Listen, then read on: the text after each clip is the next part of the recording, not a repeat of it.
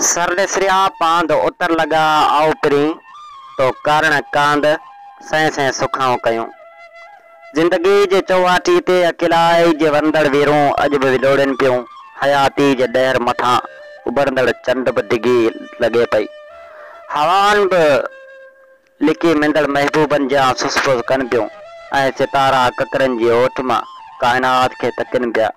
शायद चंड जो न्यारो रात जे सनाटे में विछड़ल महबूब निगाहन सां तशबीह ॾियनि पियूं ऐं केर हयाती के हकले पियो। पंजी बीड़ी के आखिरी दम हणी हयाती के तुरण तकण जी अधूरी कोशिश करे पियो। यादूं रूह के सगी सां सोरन पियूं ऐं उदासी जो अलमियो सकराती साह जड़ी कैफियत में करत बदलाइण ते मजबूर करे पियो।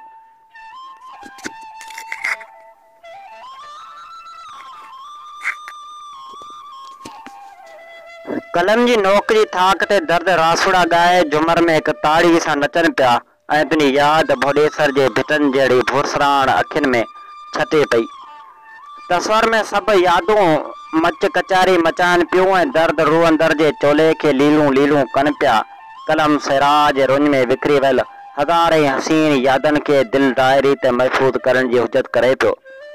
लिखण जी अधूरी कोशिश कयम त वरंदड़ यादन जे सावणी बारिश माज़ी जे माग भिजाया त अखियूं गरीबाणे अजे जी रिमझिम जी रिहाण रचाइण लॻियूं।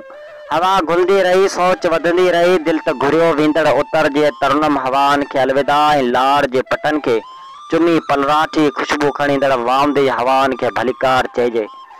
शबनमी सवेरन में साहितन जा सुरूर वठी दिल जा बार हल्का कजन अॻे के विसारे वरी था मिलूं अखियुनि में गोड़ा खणी था मिलूं। खिज़ाउनि ते कहिड़ियूं मयारूं कजन सुकल पन आयूं छणी था मिलूं। जी दोस्तो, हिन मतलब परस्त ज़माने में जिते दोस्ती जा कच्चा सगा टुटण खां नई ॻाल्हि न आहे।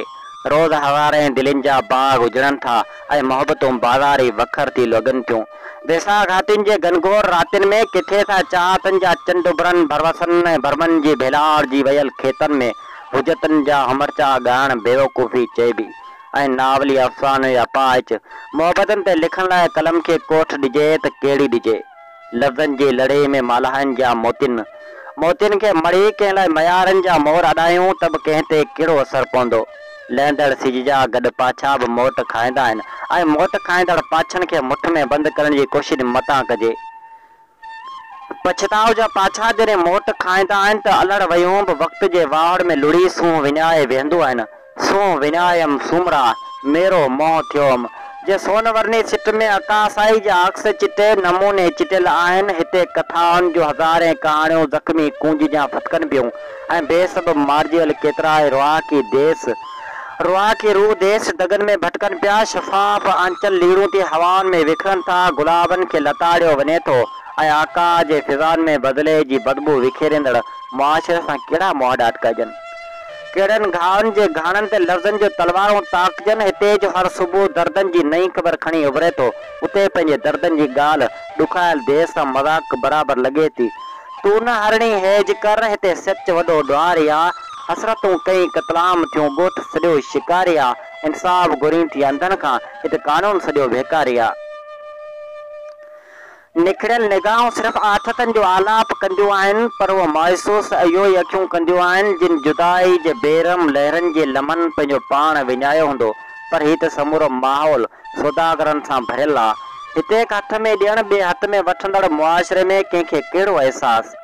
पोइ चङो आहे चप सिधे माठ जे इतख़ाब में वेही रहिजे ऐं रहियल हयाती बेवा औरत जा घाड़िजे जंहिंजा दर्द अखियुनि मां त पढ़ी सघजनि था पर अंदर में दर्दनि जे घाणे जी उन ख़बर आहे जेको वहे पियो सो लिखण खां मथे आहे। बसि गुमनाम हयाती जा बाब बणिजी था वञूं। हिकु ॾींहुं सभु हसरतूं ज़मानो पाणे ई पंहिंजे हथ सां पूरे चवंदो मुसाफ़िर सां गॾु अॼु दर्द बि मरी विया। पोइ बसि इहो ॾींहुं बि परे न आहे। रही हयाती त लफ़्ज़नि खे कलम मोताक ते ज़रूरु कोठ ॾिबी।